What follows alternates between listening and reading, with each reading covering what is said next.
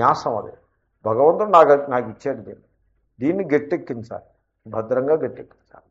అంచేతను రోగం వచ్చినప్పుడు దానికి మందు వేయాలి, దాన్ని అశుచి అయినప్పుడు శుచి చేయాలి, ఆరోగ్యంగా ఎలిమెంట్స్ నుంచి కాపాడాలి, ఆరోగ్యంగా అడ్డుపెట్టాలి. దానికి సోమరితనం నేర్పకూడదు, దానికి చక్కగా దాని చేత పని చేయిస్తూ ఉంటాం. సో అలాంటిది మళ్ళీ దేవుడికి అప్పచెప్పేసి మన దాన్ని మనం ఈశ్వరుడికి మన కర్తవ్యాన్ని మనం చేసాం, అలా ఉంచాలి. కాబట్టి ఆరోగ్య దృష్ట్యా కూడా ఏవి వర్జనీయములో వాటిని స్పృశించరాదు. ఈ విధంగా యుక్త అంటే అలర్ట్గా ఉండాలి, ఎప్పుడూ అలర్ట్గా ఉండాలి, ఎప్పుడూ జాగరూకంగా ఉండాలి.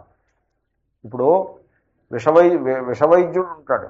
విషవైద్యుడు అంటే విషాలన్నీ పెట్టెలో పెట్టుకుని వైద్యం చేస్తూ ఉంటాడు. విషం కూడా మందే కదండి, విషాలన్నీ ఉంటాయి వాడే పెట్టెలో. తాచుపాము విషం కూడా ఓ సీసాలో ఉంటుంది. వాడు ఆ పెట్టిని ఎప్పుడూ భద్రంగా అట్టి పెట్టుకోవాలి, దాన్ని ఎప్పుడూ లూజ్గా ఎక్కడ పడితే అక్కడ వదిలేయకూడదు. దాంతో ఎప్పుడూ కాషస్గానే ఉండాలి. కాదులేండి నేను ఎన్ని విషాలైనా వెనక్కొట్టే వైద్యం నా దగ్గర ఉందని చెప్పేసి ఎక్కడక్కడ పారేయకూడదు. అలాగే ఈ మనస్సు మీద వైరాగ్యం ఉన్నా కూడా భద్రంగా ఉండాలి, కేర్ఫుల్గా ఉండాల్సి ఉంటుంది. మాకు వైరాగ్య సంపన్నులం మేము, మాకు అసలు ఇవన్నీ మా దరిదాపులకి రావు, we need not bother about it అని అలాగంటే అహంకారం పనికిరాదు. కనుక ఆ విధంగా భోగాల ఎడల జాగ్రత్తగా ఉన్నట్లయితే మనస్ప్రసాదం వచ్చేస్తే వాడు పోతాడు. తర్వాత శ్లోకం. నాస్తి బుద్ధిరయుక్తస్య నచాయుక్తస్య భావన నచాభావయత శాంతి అశాంతస్య కుతః సుఖం. దీనికి అవతారికి చూడండి. సేయం ప్రసన్నత స్తూయతే. ఈ ప్రసన్నత, ఈ హార్మోనీ ఉన్నది చూసారా, అది దాన్ని స్తుతిస్తున్నాడు శ్రీకృష్ణుడు. ఇంత గొప్పది ఇంకొకటి లేదు అని. అంచేతనే మన పూజలో ప్రసాదం దాని స్థానంలో వచ్చింది. మీరు ఎన్ని పూజంతా మీరు చేయకపోయినా పర్లేదండి, ప్రసాదం మీరు తీసుకుంటే చాలండి అని దానికి అంత ఇంపార్టెన్స్. అలాగే జీవితంలో కూడా మీరు యజ్ఞాలు, యాగాలు, తీర్థయాత్రలు, దానాలు, ధర్మాలు మీరు చేయకపోయినా పర్వాలేదు, మీరు ఆ ప్రసాదాన్ని సంపాదించండి. వాస్తవానికి ఇవన్నీ ఆ ప్రసాదం కోసమే ఉద్దేశింపబడ్డాయి. ఇప్పుడు దానం చేశారనుకోండి, దానం ఎందుకు చేస్తారంటే ఆ లోభ గుణాన్ని జయించటం కోసం దానం చేస్తారు. ఇవ్వడంలో ఒక ఆనందాన్ని మనం ఆస్వాదించటం నేర్చుకోవాలి. ఒక ఆయన నాకేదో కొంత సొమ్ము ఇవ్వాల్సి వచ్చారు. నాకు అవసరం వచ్చి ఏమండి సొమ్ము ఇవ్వండి అని అడిగాను. మీరు ఇవ్వాల్సింది ఇవ్వండి అని అడిగాను. అడిగితే నేను ఇవ్వడానికి సిద్ధంగా ఉంది, ఇదిగో గల్లాపెట్టులో సిద్ధంగా ఉంది, ఇట్ ఈస్ దే అంటే 1000 రూపీస్ ఈజ్ వాట్ క్యా బరీ బాత్ హై. సో గల్లాపెట్టులో ఉంది, బట్ ఇవాళ శుక్రవారం కాబట్టి మీకు ఇవ్వను, రేపు రండి అన్నాడు ఆయన. అంటే నేను నన్ను ఈ శాస్త్రం ఎవడు చెప్పాడా, శుక్రవారం నాడే ఇవ్వాలి కాదు. శుక్రవారం లక్ష్మి వెళ్ళిపోకూడదు, లక్ష్మి వెళ్ళిపోవాలో, లక్ష్మి వెళ్ళిపోకూడదని ఎవడు చెప్పాడు నీకు? లక్ష్మి వెళ్ళిపోతూ ఉండాలి, ధర్మ మార్గంలో వెళ్ళిపోతూ ఉండాలి. వెళ్ళిపోతూ ఉంటే మళ్ళీ వస్తూ ఉంటుంది. ఇది ఎక్కడ కథ విన్నావు నువ్వు? లక్ష్మిని ఎప్పుడూ అలా వెళ్ళనిస్తూ ఉండాలి, సరైన మార్గంలో వెళ్ళనివ్వాలి. శుక్రవారం నాడు పని కట్టుకుని ఓ 10 రూపాయలు దానం చేయాలి. మిగతా రోజుల్లో చేయకపోయినా ఆ రోజు చేయాలి. చేస్తే లక్ష్మి ఇంకా బాగా ఇబ్బడి ముబ్బడిగా వచ్చేస్తుంది. అది ధర్మం. అంతేగాని శుక్రవారం ఎదరవాడికి ఇవ్వాల్సిన సొమ్ము కూడా ఇవ్వకుండా బిగించు కూర్చుంటాను, ఎదరవాడికి కష్టం కలిగిస్తాను, తద్వారా నన్ను మళ్ళీ రమ్మంటావు నువ్వు. లేదు మీకు ఆటో ఛార్జ్ ఇస్తాను, నువ్వు ఆటో ఛార్జ్ ఇస్తావు, నాకు రాను, నేను ఇంకా రాను, మళ్ళీ నువ్వే రాకు పంపించు అని చెప్పేసి వచ్చేసాను. I did not go back to him. I told I will not ask you second time. ఆ తర్వాత అతన్ని తీసుకొచ్చి ఇచ్చాడు. కాబట్టి అలాగే ఉండకూడదు, ధర్మం అలా ఉండదు. కాబట్టి దానం చేయాలి. దానం చేస్తే ఏమిటవుతుంది? ఇదిగో ఇలాంటి లోభము, ఆ లోభం చుట్టూ కట్టిన కట్టుబాట్లు అవన్నీ కూడా సడలుతాం. ఇచ్చేటువంటి లక్షణం నేర్చుకోవాలి. ఇవ్వడంలో ఒక ఆనందాన్ని ఆస్వాదించాలి. There is a joy in giving. Taking is bondage. People don't know this truth. కాబట్టి ఇవ్వడం దగ్గరికి వచ్చేప్పటికి ఊరికే పిసిగేస్తూ ఉంటారు. ఆ నోటు పిసిగేయడమే దాన్ని, వాడు ఇవ్వలేడు దాన్ని. It is like that. 4 బదులు 5 వెళ్ళిపోతాయేమో అని వీడి బెంగ. ఫోన్లో వెళ్తే వెళ్ళవా, వాట్ ఏ బిగ్ డీల్ అని హీ కెన్ నెవర్. ఆ ఫ్రీడమ్ రాదు. సో కాబట్టి ఆ ప్రసన్నత, కామక్రోధ లోభ వీటన్నిటికీ అతీతంగా వీటన్నింటినీ పరిత్యాగం చేసి ఆ ప్రసన్నతను సంపాదించుకోవాలి. దాని మహిమ దేనికి లేదు అని దాన్ని స్తుతిస్తున్నారు. నాస్తి బుద్ధిరయుక్తస్య. సో అయుక్తునకు బుద్ధి లేదు. ఎవడి అయుక్తుడు? భాష్యకారులు చెప్తారు. ఆ పదాలు చాలా సింపుల్గా ఉంటాయి. ఒకప్పుడు సింపుల్ పదాలు, అరడదన పదాలు వేస్తే ఎక్స్ప్లెయిన్ చేయడం కఠినమైపోయింది. ఎందుకంటే అన్నీ ఇంటర్ రిలేటెడ్గా ఉంటాయి. That is the issue. అంచేత భాష్యకారులు చక్కగా వ్యాఖ్యానం చేస్తారు. యోగం లేని వాడికి బుద్ధి లేదు. నాస్తి బుద్ధి యోగం రేపటికి మీరు మళ్ళీ ఆసనాలు అవి అనుక్కుపోతారు. అలా కాదు. యోగము అంటే one who is not in communion with the whole, వాడు అయోగి. యోగ అంటే ఆ పూర్ణ తత్వంతో సంబంధాన్ని కలిగి ఉన్నవాడు, వాడు యోగి. ప్రాణాయామం చేశారనుకోండి, ప్రాణాయామం ద్వారా వాయురూపంగా ఉండే పరమేశ్వరునితో మనకి సంబంధం ఏర్పడుతుంది. దేవుడికి నైవేద్యం పెట్టడం ద్వారా ఆయన అన్నదాత, నేను అన్నాన్ని స్వీకరించేవాడిని, ఆ రకమైన సంబంధం ఏర్పడుతుంది. సో బయటకు వెళ్ళేప్పుడు దేవుడికి దండం పెట్టుకుని వెళ్ళడం ద్వారా ఈ కార్యాలను ఆయన చేయించేవాడు ఆయన, దాన్ని సఫలం చేసేవాడు ఆయన అని ఆ హోల్ తోటి సంబంధం ఏర్పడుతుంది. ఆ విధంగా ప్రతి స్టెప్లో ప్రతి క్షణము ఈశ్వరునితోటి సంబంధాన్ని పెట్టుకుని జీవించాలి. దాన్ని యోగము అంటారు. అది యోగం అంటారు.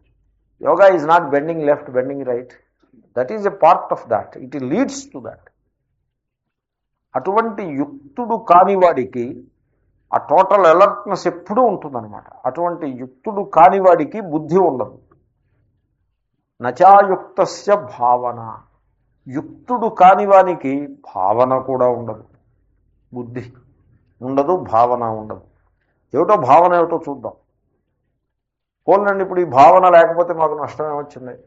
డబ్బులు పెట్టుకున్నాము, ధనాన్ని సంపాదించాము, భోగాలు పెట్టుకున్నాము. ఇంక ఈ భావన ఒకటి తక్కువైందా అంటే ధనము భోగములు నీకు సుఖాన్ని ఇవ్వవు. సృష్టి అయిన నాటి నుండి ఈనాటి వరకు ధనము భోగాలతోటి సుఖపడ్డవాడు ఎవడూ లేడు.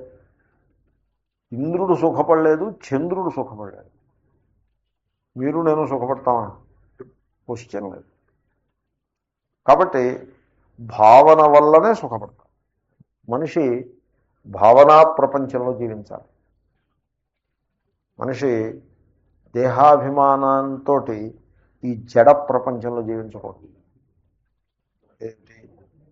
రూఫు, ఫ్లోరు, తివాచి, సోఫా, టీవీ, భోజనం, కిచెను, డ్రస్సు, ఈ జడ ప్రపంచమే. అవి ఉంటాయి, అవన్నీ ఎక్కడికి ఉంటాయి. ఆ ప్రపంచంలో ఉండొచ్చు అది, కానీ వాటిలో మనం జీవించకూడదు. అవి ఉండే చోట ఉంటాయి. డబ్బు ఉండాలండి. డబ్బు పెట్టెలో ఉండాలి, బీరువాలో లేకపోతే సేఫ్లో ఉండాలి, మనస్సులో ఉండకూడదు. కారు గరాజ్లో ఉండాలి, మైండ్లో ఉండకూడదు. కాబట్టి మనం మైండ్లో, కారు గరాజ్లో ఉంటుందా మైండ్లో ఉంటుందో చెప్పండి మీరు నాకు? మనస్సులో ఉంటుంది. Mind is the place where it stays. That is the problem. వీడు car is a means of self aggrandizement. వీడి స్మాల్ సెల్ఫ్కి ఒక మహిమని తీసుకురావటానికి కారు ఒక ఉపాయము. మహాత్ములు కూడా నేర్పుతారు ఇవి. మామూలుగా మట్టి పెట్టుకోవడమే కాదు. ఒక ఆయన నాతో ఉన్నారు, స్వామీజీ మీరు మెర్సిడీస్ బెంజ్లో రావాలండి మీరు ఉన్నారు. సరేలేమో కొని వచ్చితే కానీ కదా, అక్కడ 4 కార్లు ఉన్నాయి. ఎవరో నా కోసం నేను వెళ్ళడం కోసం స్వామీజీ ఈ కార్లో ఉన్నాను. నో అది ఆ కారు కాదు స్వామీజీ, అది Santro. No not that, this Mercedes Benz, దీంట్లో వస్తారు స్వామీజీ. సరే, కానీ మెర్సిడీస్ బెంజ్లో వెళ్ళాను. ఆయనకున్న ప్రీతికి ప్రేమకి నేను ధన్యుడను. కానీ అదే ఫీలింగ్ నాకు ఉండకూడదు. నేనంటాను ఆయనకు కూడా ఉండకపోతేనే మంచిదంట. ఎందుకంటే you need a car to travel. You don't need it to be an imported car. అది అవసరం లేదు. మన భారతదేశంలో ఈ వ్యామోహం, గవర్నమెంటే పెట్టింది ఈ వ్యామోహం. మినిస్టర్స్ వాళ్ళందరూ ఇంపోర్టెడ్ కార్లలో తిరుగుతూ ఉంటారు. లోకల్ కార్ ఇండస్ట్రీని డెవలప్ కానివ్వరు. దాన్ని అంబాసిడర్ లెవెల్లో ఫ్రీజ్ చేసేసి వీళ్ళేమో ఇంపోర్టెడ్ కార్లలో తిరిగేవారు మొన్నటి దాకా in the name of Nehru socialism. So very unfortunate, అలా ఉండకూడదు. ఎనీవే అది ఒక డిఫరెంట్ స్టోరీ. కాబట్టి భావనా ప్రపంచంలో జీవించాలి కానీ జడ ప్రపంచంలో జీవించకూడదు.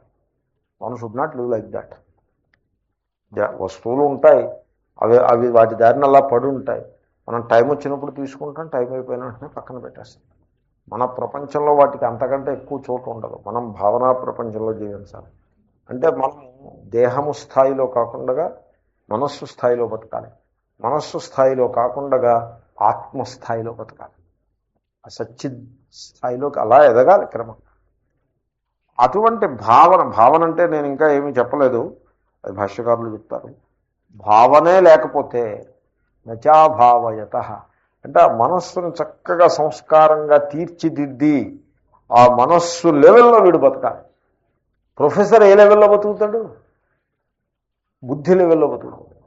భక్తుడు ఏ లెవెల్లో బతుకుతాడు? భావన లెవెల్లో. ఇప్పుడు ఇమోషనల్ పర్సన్ ఉందనుకోండి, lady of the home, she loves her children, she loves her husband, she loves her duty. వీళ్ళు వచ్చి ఆమె మనస్సును చెడగొట్టనంత వరకు she loves cooking, she loves serving, she loves service, she loves all that. అదొక భావనా ప్రపంచంలో, ఆ love అనే ప్రపంచంలో ఆమె జీవిస్తుంది. అది మనస్సు యొక్క స్థాయిలో జీవించడం. కొంతమంది తిండి నిద్ర తమ సుఖం, ఇది దేహం స్థాయిలో నిద్ర బతకడం. అలాగా డిఫరెంట్ లెవెల్స్ ఉంటాయి. కొంతమందికి తిండి అక్కర్లేదు, ఏమక్కర్లేదు, ఇంట్లో వాళ్ళు అక్కర్లేదు, ఏమక్కర్లేదు, డబ్బు ఉంటే చాలు వాడు. ఆ రూపాయి కాగితాలు లెక్క పెట్టుకుంటే వాడు కడుపు నిండిపోతున్నాడు. డబ్బు పోతే ప్రాణం పోయినట్టే. అలా కొంతమంది ఉంటారు. వాళ్ళ స్థాయి మరీ దిగదారిన స్థాయి. కాబట్టి ఇలాగ డిఫరెంట్ స్థాయిలు ఉంటాయి. ఇక్కడ శ్రీకృష్ణుడు ఏమంటున్నాడంటే ఆ భావనా స్థాయిలో బతకమంటున్నాడు. ఎవడైతే భావనా స్థాయిలో బతకలేడో వాడికి శాంతి లేదు. అంటే మనస్సులో హార్మోనీ, పీస్, అక్వైట్యూడ్ ఉండదు. అంటే మనస్సు ఎప్పటికీ అల్లకల్లోలంగా అలజల్లితోటి నిండి ఉంటుంది. Okay, so what? అశాంతస్య కుతసుఖం. మనస్సు జ్వరం వచ్చినట్టుగా పెరాక్సిజం అంటారు, ఇంటెన్స్ యాక్టివిటీ. అలా మనస్సు ఉన్నప్పుడు వాడికి సుఖం అనేది సుతరాము లేనే లేదు. ఎందుకంటే ఇంటెన్స్ యాక్టివిటీ నుంచి, మనస్సు యొక్క మూమెంట్ నుంచి సుఖం రాదు. సుఖం రావాలంటే ఇప్పుడు గ్రౌండ్ వాటర్ రావాలనుకోండి, చిన్న చిన్న గోతులు అలా తీసుకుంటూ పోతే గ్రౌండ్ వాటర్ రాదు. ఇక్కడో గొయ్యి తీసి మళ్ళీ పక్కన గొయ్యి తీసి పక్కన గొయ్యి తీస్తే అలాగా గ్రౌండ్ వాటర్ వచ్చేది. That is not the way to get ground water. Ground water రావాలంటే ఒక్క చోట లోతుగా తవ్వాలి. అలాగే మనస్సు ఎక్సైట్ అయిపోయి ఇటు నుంచి అటు నుంచి ఇటు ఇలా కల్లకల్లోలంగా ఉంటే ఆనందం వచ్చేది, ఎక్సైట్మెంటే మిగులుతుంది, రోగం వస్తుంది. భోగే రోగ భయం. కాబట్టి ఆ భావన లేని వాడికి శాంతి లేదు, శాంతి లేని వాడికి సౌఖ్యము లేదు. శాంతము లేక సౌఖ్యము లేదు. ఇంకా ఉండేదో దాంతునకైనా వేదాంతునికైనా అని త్యాగరాజస్వామి. సో దాంతుడంటే వాడు తపస్సు చేసేస్తూ ఉంటాడు, భోజనం చేయడు, ఉపవాసాలు చేసేస్తూ ఉంటాడు, వాడు దాంతుడు. వ్రతాలు చేసేస్తూ ఉంటాడు. తర్వాత మెడ నడుము వంగిపోయేట్లాగా మాలలో అవి వేసేసుకుంటాడు. ఇంకా ఇవేవో ఇలాంటివి చాలా చేసేస్తూ ఉంటాడు. వాడు దాంతుడు. వాడికి కూడా మనస్సు శాంతం లేకపోతే సౌఖ్యం లేదు. ఈ దాంతులు కొంత డేంజర్. వాళ్ళ దగ్గరికి వెళ్తే తిడతారు కూడా వాళ్ళు. ఎందుకంటే వాడేదో ఒక సిస్టంలో అలాగే గట్టిగా బిగించి పెడతాడు. మనం దగ్గరికి వెళ్తే ఏదో కాలేదో తొక్కేవనో, లేకపోతే ఏదో ముట్టుకోకూడదు ముట్టుకున్నామనో, బాగా దగ్గరికి వచ్చేస్తున్నామనో ఏదో ఉంటుంది వాడికి భంగా. లేకపోతే ధూలాడుతూ ఉంటాడు. ఈ దాంతులు they are dangerous people. You have to keep away from them. So అలాగా బిగిసిపోయి ఉంటాడు. వాడికైనా ఆయన చూసి చెప్పిన మాట, వేదాంతునికైనా భగవద్గీత వల్లించేస్తాడు, ఉపనిషత్తుల పాఠాలు చెప్పేస్తాడు, శాస్త్రం అంతా ఈ మూలం జామూల దాకా తలకిందులుగా అప్పచెప్తాడు. కానీ మనస్సులో శాంతి లేకపోతే సౌఖ్యం లేదు. దాంతునికైనా వేదాంతునికైనా. ఆ తర్వాత ఏమండి ఇంకా ఏదో ఉంది, నాకు గుర్తులేదు. బట్ ఇంకా తర్వాత సెంటెన్స్ కూడా ఈక్వల్లీ మీనింగ్ఫుల్. అని ప్రొఫౌండ్ అనమాట. ఎనీవే భాష్యం చూద్దాం. నాస్తి న విద్యతే న భవతి ఇత్యర్థ. ఆయన ముందు నాస్తికి అర్థం చెప్పారు. నాస్తి అంటే వర్డ్ టు వర్డ్ మీనింగ్ న విద్యతే అని, లేదు అని. కానీ ఇక్కడ సందర్భంలో రాదు అని అర్థం చెప్పుకో. నా భవతి కలుగదు అని అర్థం. లేదు అంటే కలుగదు. శాంతము లేని వానికి సౌఖ్యము లేదు అని అన్నాడు కదా ఆయన. అక్కడ లేదు అంటే అర్థం ఏంటి? కలుగదు అని అర్థం. అలా చెప్తున్నారు అర్థం. నా భవతి ఇత్యర్థ. ఏమిటండి నభవతి? బుద్ధి. ఆ బుద్ధి నభవతి, బుద్ధి కలుగదు. బుద్ధి ఏ బుద్ధి? ఇక్కడ కాంటెక్స్ట్ని బట్టి బుద్ధి అంటే అందాము ఆత్మస్వరూప విషయ బుద్ధి, అది కలగదు. నా స్వరూపాన్ని తెలుసుకోవాలి అనే ఆలోచన వాడికి కలగదు. వాడెంతసేపు జగత్తుని శాసిస్తానంటాడు, ఇంకెవళ్లను శాసిస్తానంటాడు, దేవతలను శాసిస్తానంటాడు, వీటిని శాసిస్తాను వాటిని శాసిస్తానంటాడు తప్పించి తన స్వరూపాన్ని తెలుసుకోవాలి అనే ఆలోచన చేయడు.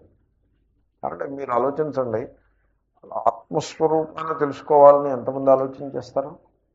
జగత్తులో 100 మంది ఉంటే అధ్యాత్మ రంగంలోకి 50 మంది వస్తారు, మిగతా 50 మంది డ్రాప్ అయిపోతారు. ఆ 50 మంది అధ్యాత్మ రంగంలోకి వస్తే వాళ్లలో ఆత్మస్వరూపం దగ్గరికి వచ్చేవాడు ఒక్కడు ఉండడు.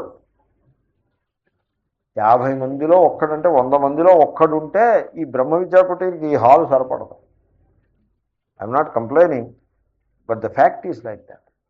ఆత్మవిద్య ఎవరికి కావాలండి? చాలా తక్కువ కదా ఆత్మవిద్య. మనుష్యాణం సహస్రేషు కశ్చిత్ జతతి సిద్ధయే. కనీసం 3000లో ఒకడు అన్నాడు ఆయన. ఫిగరు 3000లో ఒకడు. ఎందుకంటే సహస్రేషు బహువచనం. బహువచనంలో మినిమం ఎంత? 3. కాబట్టి సహస్రేషు ఏకః, 1 in 3000 is the best figure అన్నమాట ఆయన చెప్పిన వాక్యాన్ని బట్టి. కాబట్టి ఆత్మస్వరూపం ఎవరికి కావాలి? ప్రతివాడు ఏదో కల్పనా ప్రపంచంలో ముందుకు సాగిపోయేవాడే కానీ ఆత్మస్వరూపాన్ని గురించి శ్రద్ధ గలవాడు చాలా తక్కువ. So this is a separate thing. ఈ ఫోకస్ వేరు, ఈ సమాచారం వేరు. అటువంటి ఆత్మస్వరూపముకు సంబంధించిన బుద్ధి వాడికి కలగదు. ఎవడికండి? ఎవడికి కలగదంటారు? అయుక్తస్య అసమాహితాంతఃకరణస్య చిత్త సమాధానము లేనివానికి అని అర్థం. అయుక్తస్య. యోగ అంటే అదే కదా మరి. యోగశ్చిత్తవృత్తి నిరోధ అని పతంజలి యొక్క డెఫినేషను. అంటే చిత్తవృత్తిలపై ఏ రకమైన అజమాయిషీ లేనివానికి అయుక్తస్య. చిత్తవృత్తులు ఏవో పిచ్చి పిచ్చి దారుల్లో పరుగులు ఎత్తిస్తూ ఉంటాయి.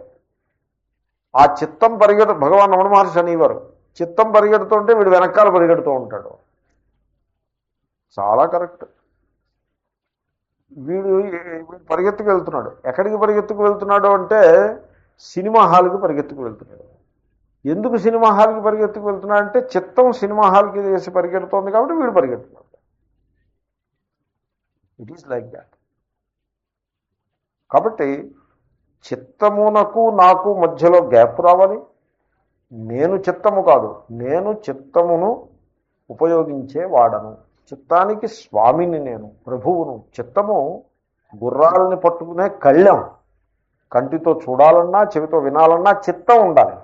మనస్సు లేదే కంటితో చూడను లేరు, చెవితో విన్ను లేరు. కాబట్టి ఈ ఇంద్రియములను పనిలో పెట్టేందుకు ఉపయోగించే కళ్ళెము వంటిది. ఆ కళ్ళెము పట్టుకున్న స్వామి బుద్ధి, నేను ఆ రథస్వామిని, నేను ప్రభువుని. I'm the master of the sense organs, I'm the master of the mind. అలాగంటి దృష్టికోణం ఉండాలి ముందు. ఉంటే వాడు he becomes the master. If I know that essentially in truth నేను I'm the master of the mind, కానీ ప్రారంభం బాగోలేక నా ఆ మాస్టరీ స్లిప్ అయిపోయింది, ఐ షుడ్ రీగెయిన్ అనే ఒక వాల్యూ వాడికి ఉన్నట్లయితే he becomes the master of the mind. లేకపోతే చిత్తం ఎటు పరిగెడితే వీడు అటు పరిగెడతాడు. చిత్తానికి బానిసై ఉంటాడు. మానవులు మనస్సుకి బానిసలై ఉండి దానికి ఫ్రీడమ్ అని పేరు పెడతారు. అది ఫ్రీడమ్ కాదు. వాడి మనస్సు ఏ కోరిక కోరితే ఆ కోరిక తీర్చాలి అంటే అది ఫ్రీడమ్ అంటారా దాన్ని? అది బానిసత్వం. ఇటువంటి బానిసగా బతుకుతూ ఉంటారు మనుషులు. అంచేతనే వాళ్ళ మనస్సు ఎప్పుడూ కూడా ఆ ఏకాగ్రతని సంపాదించలేదు. మనస్సు చాలా చంచలంగా ఉంటుంది. సో ఒక ఆయన నాతో మాట్లాడుతున్నారు. ఇలాంటి అనుభవం నేను నోటీస్ చేసి అలా మనసులో పెట్టుకుంటాను. మాట్లాడుతున్నారు, స్వామీజీ మీ దగ్గర పంచదశి చదవాలని అనుకుంటున్నాను. ఓకే, మంచిది, విల్ ప్లాన్. ఈ లోపల ఎవడో కనపడ్డాడు. వెళ్ళరా పిలిచాడు. పిలిచి నీకు నేనేమో అది తీసుకురామని చెప్పాను కదా, తీసుకొచ్చావా అంటే ఎందుకు తీసుకురాలేదు, వెళ్ళి పో తీసుకురా అని కోప్పడ్డాడు. కాబట్టి మళ్ళీ నా దగ్గరికి తిరిగి స్వామీజీ మనం పంచదశి మనం అనుకున్నాం కదా, మరి ఎప్పుడు మొదలు పెడదాం అంటే, చూడండి మీకు ఏ సమయం ఖాళీగా ఉంటుంది, అసలు మీరు ఏమాత్రమైన సంస్కృతం చదువుకున్నారో, ఎంతవరకు చదువుకున్నారు, ఇంతట్లోకి సెల్ ఫోన్ మోగింది. ఆ సెల్ ఫోన్ తీసేసి ఆ సెల్ ఫోన్లో అవతల వాడిని చెడామడ తిట్టేస్తున్నాడు. నీకు చెప్పాను ఇచ్చేయలేదు, ఆ డబ్బు నువ్వు ఇవ్వలేదు, అది ఇవ్వలేదు, డబ్బు ముఖ్యంగా ఈయన అప్పిచ్చాడు, అది వాడు ఇవ్వలేదు, అయిపోయింది. మళ్ళీ ఆ సెల్ ఫోన్ మాట్లాడి మళ్ళీ Panchadasi. What is this? So ఏం ఫ్యాషనా పంచదశి అంటే? ఫ్యాషనా ఏమే? సో కాబట్టి అసమాహిత అంతఃకరణస్య ఫోకస్ ఉండాలి. ఇప్పుడు ఎందుకంటే ఇప్పుడు నేను ఇక్కడ కూర్చుని ఉన్నాను అనుకోండి, నాకు 6 క్లాస్ అంటే నాకు క్లాస్ సంగతి 5:30 దాకా నేను అసలు వేదాంత శాస్త్రంతో ఏమీ సంబంధం లేకుండా లౌకిక వ్యవహారాల్లో తలమునకలు అలా అయిపోవడానికి అవకాశం ఉంటుందండి. మీరు you don't think that it is not possible. అలా ఫ్లడ్ గేట్స్ ఓపెన్ చేసినట్టే. నేను అలా గేట్స్ అన్ని బిగించి పెట్టాను కాబట్టి నన్ను ఎవరో డిస్టర్బ్ చేయడం, నేను అలా ఏదో పుస్తకం చూసుకుంటూ కూర్చుంటానో, ఏదో వేదాంతం ఏదేదేనో అలా ఓపెన్ చేస్తే ఇంక ఇవన్నీ పక్కకు పోతాయి. 6ంటికి క్లాసుకు వస్తే నాస్తి బుద్ధి రయుక్తస్య, యోగం లేకపోతే బుద్ధి లేదు, నచాయుక్తస్య భావన, యోగం లేకపోతే భావన కూడా లేదు.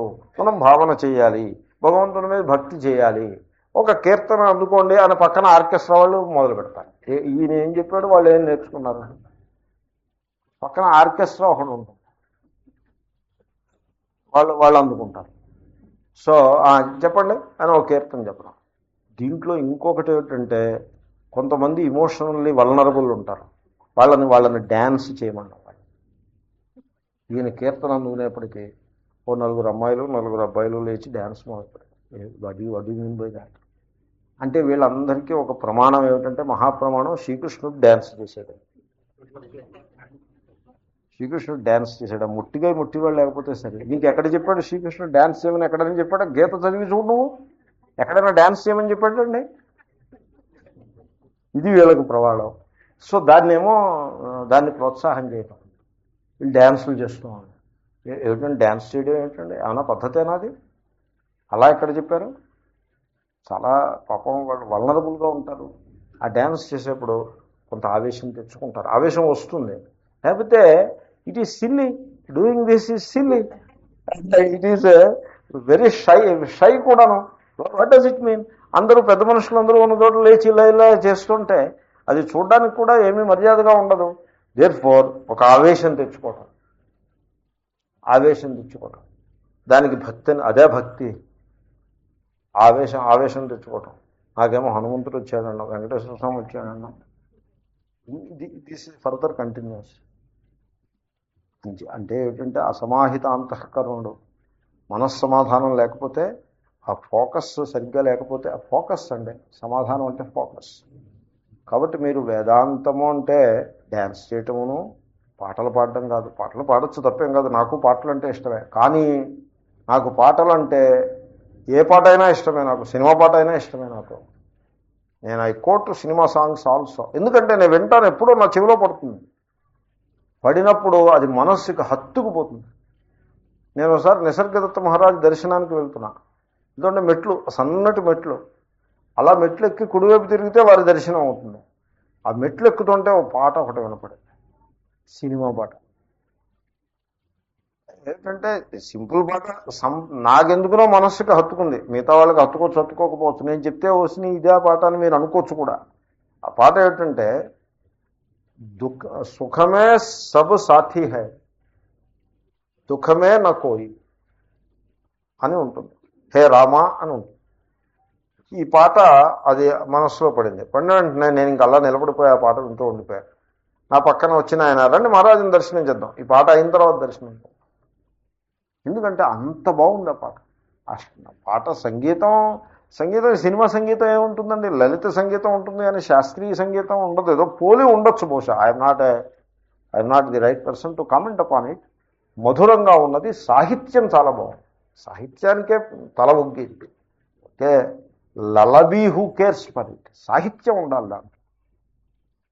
కాబట్టి పాట సినిమా పాట లేకపోతే వీడు రాసిన పాట వాడు రాసిన పాట అని అలాగా మనం జడ్జి చేయకూడదు. ఎప్పుడు వ్యక్తిని బట్టి జడ్జి చేయకూడదు, తత్వాన్ని బట్టి జడ్జి చేయాలి. You should have that focus, that's all.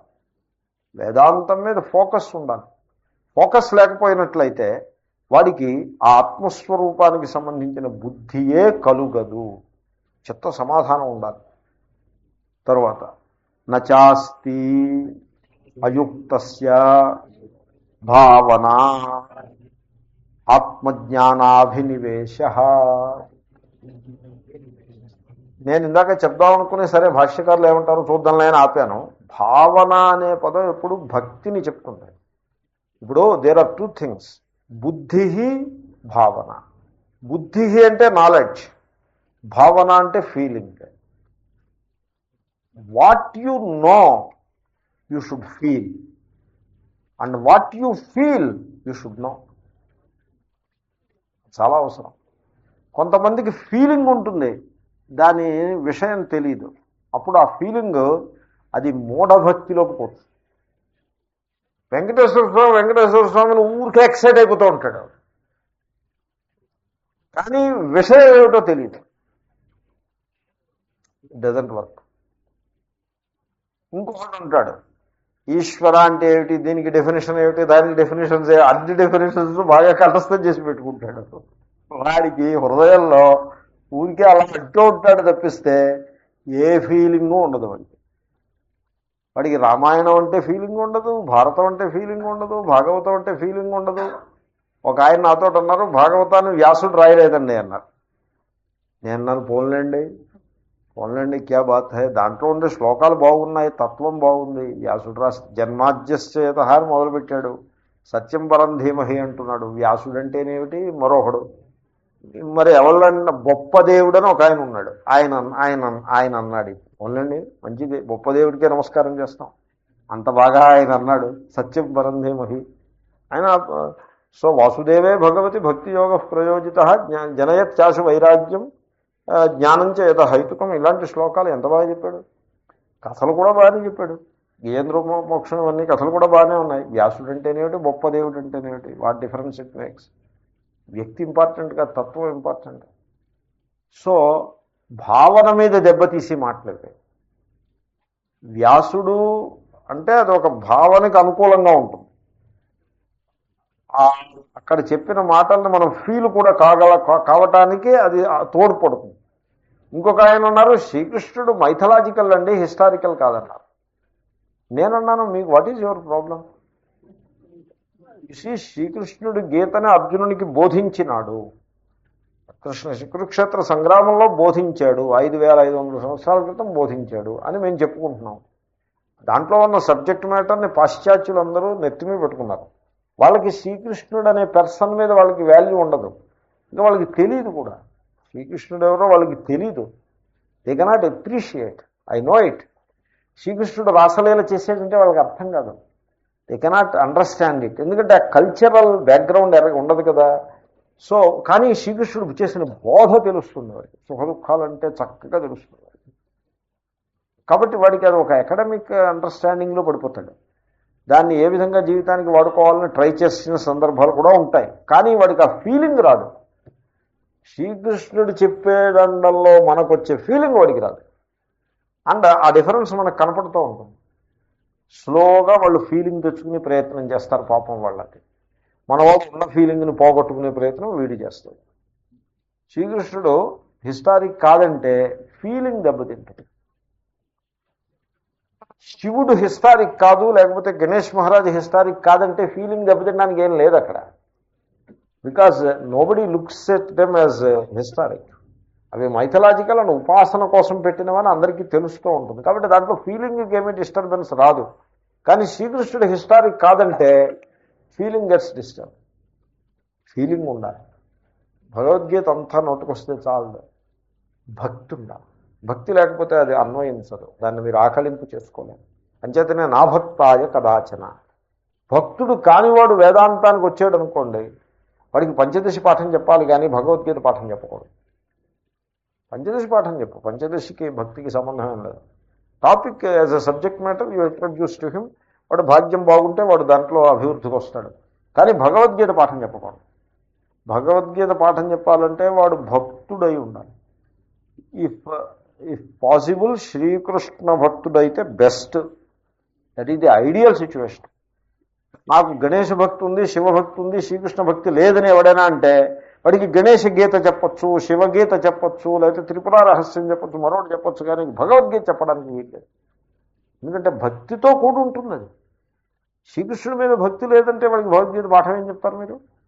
కాదు, నేను భక్తితో సంబంధం లేకుండా పాఠం చెప్పమంటే it doesn't click. You need devotion. భావన, బుద్ధి.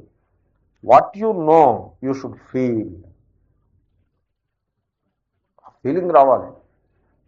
కోపం వచ్చిందనుకోండి, అరే పొరపాటు చేసాం, శ్రీకృష్ణ భగవానుడు కోపం రావద్దని చెప్పాడే, మనం భగవాను ఏడలు అపచారం చేసాం అనే ఫీలింగ్ రావాలి. వస్తే ఆ కోపం రాదు. లేదా అకాడమిక్గా తీసుకుంటే అది మళ్ళీ మళ్ళీ వస్తూ ఉంటుంది. కాబట్టి బుద్ధి, భావన. ఫీలింగ్ ఉండే బుద్ధి లేకపోతే చాలా పొరపాటు. పూనకాలు లేకపోతే ఇలా ఉంటుంది. లేనిపోని అసందర్భపు ఆచారాలు. పూనకం వచ్చింది, హనుమంతుడు పూనాడు, వెంకటేశ్వర స్వామి పూనాడు అంటే ఫీలింగ్ ఉంటుంది అక్కడ. హనుమంతుడి పేరు చెప్తే లేచి డ్యాన్స్ చేసేస్తారు కొంతమంది. కానీ హనుమంతుడు ఏమిటో తెలియదు వాళ్ళకి. తెలియదంటే ఏవేవో సమ్ లూజ్లీ నీట్ ఐడియాస్ ఏవో ఉంటాయి. వాటిలో కొన్ని యోగ్యములైనవి ఉంటాయి. కల్చర్ యొక్క ప్రభావం చేత కొన్ని మంచి ఐడియాస్ ఉంటాయి. కానీ కొన్ని అసందర్భపు ఐడియాలు ఉంటాయి. ఎవడో ప్రవేశపెడతాడు అసందర్భపు ఐడియాలు. హనుమంతుడు ఏదో గద పుచ్చుకొని కొట్టేస్తాడు, వీళ్ళని కొట్టేస్తాడు, వాళ్ళని కొట్టేస్తాడు, ఏదో ప్రవేశపెడతాడు. హనుమంతుడు ఏమో అలా కొట్టేయడు అని లేకపోతే సరే అలాగే ఉండదు. కాబట్టి బుద్ధి. హనుమంతుడి గురించి బాగా తెలుసు ఉండాలి, రామాయణం తెలుసు ఉండాలి. లేకపోతే వీడు ఏమంటాడంటే హనుమంతుడి కళ్యాణం అని మొదలు పెడతాడు. బుద్ధి భావం నుండి బుద్ధి లేనివాడు హనుమంతుని కళ్యాణం పెద్ద పందిరి వేస్తాడు. ఏమిట్రా ఈ పందిరి ఏమిటంటే సీతారామ కళ్యాణం అంటే కాదు, సీతారామ కళ్యాణం కాదు, హనుమంతుడికి కళ్యాణం. హనుమంతుడికి కళ్యాణం ఏమిటంటే అగ్నికి చెతపట్టినట్టు హనుమంతుడికి కళ్యాణం ఏమిటి ఎవరో అర్థం ఉందా? ఎవడు చెప్పాడా నీకు? హనుమంతుడు సంతోషించేది ఏమిటంటే సీతారామ కళ్యాణం చేస్తే హనుమంతుడు కూడా సంతోషిస్తాడు. అంతేగాని నువ్వు హనుమంతుడు కళ్యాణం చేస్తే ఆయనే అక్కడి నుంచి పారిపోతాడు. అక్కడి నుంచి ఇదేమిటి నాకు కళ్యాణం ఏమిటని. హనుమంతుడికి కళ్యాణం ఏమిటి? వీళ్ళ పిచ్చి. అన్నింటి అన్ని దేవాలయాల్లోనూ కళ్యాణం ఉంది, మాకు లేదు కళ్యాణం అని వాడి బెంగది. అందుకోసం హనుమత్ కళ్యాణం అని పెడుతుంది. హనుమత్ కళ్యాణం అనే మాటే అసలు వినడానికే బాగోలేదు అది.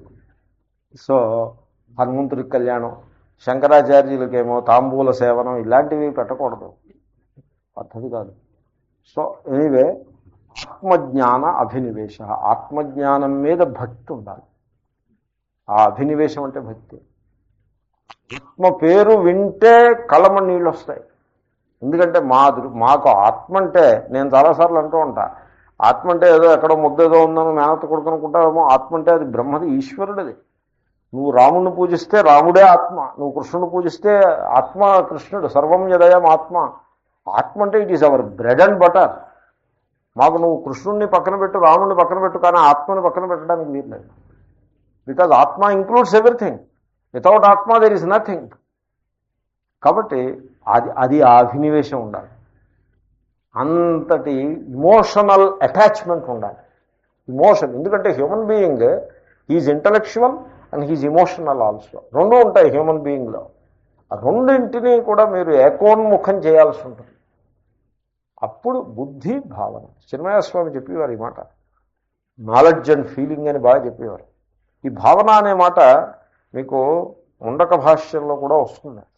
అక్కడ భావన ఉండాలి. శంకరులు అంటారు, ప్రణవం ఉంటుందనుకోండి. సో ప్రణవాన్ని ప్రణవో ధనుష్యరోహ్యాత్మ అన్న చోట భావన ఉండాలంట. అక్కడ ఆ శ్లోకంలో భాష్యంలో ఓంకారం మీద ఆ ప్రేమ ఉండాలి. రామనామం మీద మీకు భావన ప్రేమ ఉండాలి. ఉంటే మీకు దాంట్లో ఉండే రుచి లభిస్తుంది, లేకపోతే లభించదు.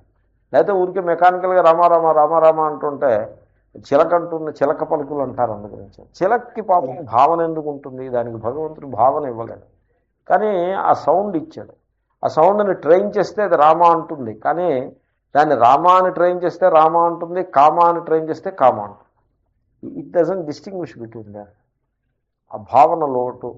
మనిషి కూడా చిలకలాగా పలికితే లాభం లేదు, భావనతో పలకాలి. కాబట్టి బుద్ధి భావన ఈ రెండు ఉండాలి. సో దీన్ని రేపు కంటిన్యూ చేద్దాం. ఓం పూర్ణముద పూర్ణమిదం పూర్ణాత్ పూర్ణముదచ్యతే పూర్ణస్య పూర్ణమాదాయ పూర్ణమేవావశిష్యతే. ఓం శాంతి శాంతి శాంతి. హరి ఓం శ్రీ గురుభ్యో నమః. హరి ఓం తత్సత్. శ్రీకృష్ణార్పణమస్తు. గీత స్టూడెంట్స్ ఒకటి రెండు ఎక్స్ట్రా క్లాసులు పెట్టుకోవాల్సి ఉంటుంది, గమనించండి. సో శని ఆదియే చెప్తున్న గీత, ఎందుకంటే పర్టికులర్గా ఆ రోజు వచ్చేవాళ్ళు ఉంటారు. అవసరమైతే శుక్రవారం కూడా ఒక క్లాస్ తీసుకుంటా, నెక్స్ట్ వీక్ కానీ ఆ పై వారంగా వాటెవర్.